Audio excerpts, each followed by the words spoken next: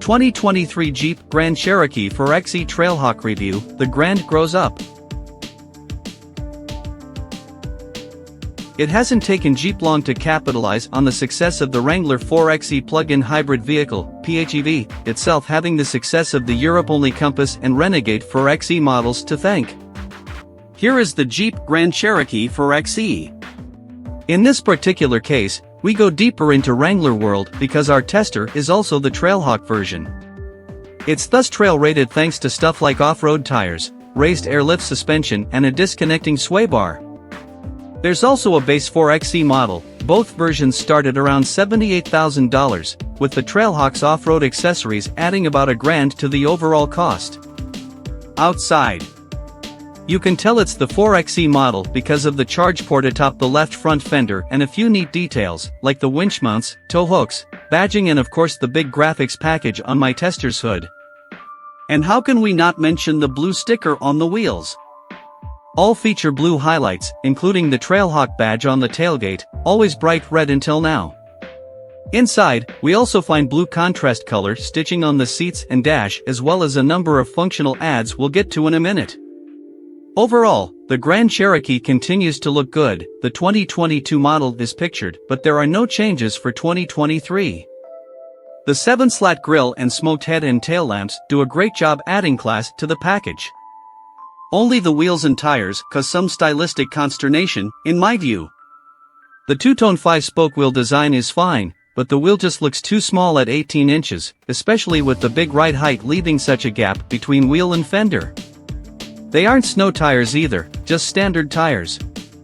Inside, in addition to all the blue stuff, you get everything you know and love about the Grand Cherokee. This trim gets fantastic leather seating that comes both heated and cooled up font. Plus there's a heated steering wheel, dual-zone climate control, 8.4-inch Uconnect display with wireless CarPlay and Android Auto and a good amount of space in both the first and second rows. There is no third row, as the 4Xe powertrain is only available with the standard 2-row Grand Cherokee for the time being. Is a 3-row Grand Cherokee L4Xe on the way? Only Jeep knows, and it isn't saying, yet. Even with the competition making recent advancements in their infotainment tech, Stellantis/Jeep's Uconnect system remains one of the best in the biz. The touchscreen is responsive with big, bold buttons that are easy to read and reach and a graphics set that is nicely modern. Add the ability to pin your favorite apps as shortcuts to the base of the screen, and you have a clear, intuitive and easy-to-navigate affair that is a pleasure to use. The parking camera could be a little sharper, though there are a number of views to choose from, but it gets the job done. That display is matched by a 10.4-inch digital gauge cluster which can be tweaked to display either a traditional speedo/tax setup, or any number of widgets including your Navi map or infotainment info. In addition to the backup cam, my tester also had a digital rearview mirror and a low-res display that is tougher to forgive. Happily, the image provided by the roof-mounted mirror camera proved to be very good. Once I wiped it off after a snowstorm, there is no self-cleaning feature, which is too bad. I used it in almost all applications, including low light brought on by bad weather. It's less useful at night, so I revert back to a standard mirror by flipping what would normally be a dimmer switch. The climate control settings, meanwhile, can be adjusted via hard buttons as opposed to through the touchscreen display, as has been the case with past Stellantis products. Bottom line is the Grand Cherokee's ease of use is top grade. In addition to the climate system and some audio controls, the 4WD system controls are also physical.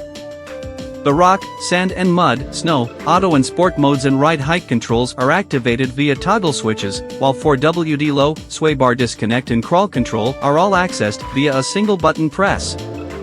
The 8-speed automatic transmission, meanwhile, is controlled via a wheel which I don't like as much, as I prefer either a column or console-mounted lever, like the Grand Cherokee used to have. Still, these commands are performed seamlessly. You don't have any annoying switching to 4-wheel drive messages like you get in a Ford Expedition, for example. Flip the switch to change the mode, and everything happens smoothly. The Quadra-Lift air suspension system, meanwhile, works in off-road environments but also when on the road. It will lower itself down to help reduce drag when at speed on the highway, and can make entrance and exit easier when parked. 4xe. Of course, there are 3 entirely different drivetrain modes that only a mode designated for xe gets: hybrid, e-save and electric. You switch between them via a button bank mounted by the driver's left knee, and they have a real effect. Hybrid mode is your normal, and in it the system decides when to employ the electric motor and 17.3 kWh battery, when to use the 2.0L turbo 4 gas engine, or when to mix the two together. Electric mode is just as it sounds: hit that button, and you're running full EV as long as you have charge, all the way up to a claimed 42 km. E-save, meanwhile, ensures that the battery charge remains constant and will only allow use of the EV motor if it won't eat into your charge. Independent of all that, there's the regenerative braking, for which you press the button marked with a blue battery atop the infotainment display. That activates max regen mode so that when you release the throttle, you will feel it. While Jeep does claim 42 kilometers, I only managed to do about 30 in full EV during my test. This was during a cold snap with climate controls on pretty heavily, probably a big contributing factor. Indeed, 30 kilometers is still a healthy number, and if you're able to charge at night, it does make your morning commute that much more efficient.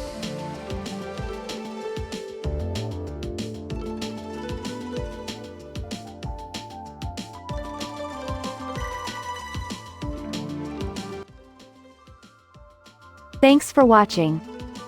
Drop a like, leave a comment, and don't forget to subscribe to watch more videos like this.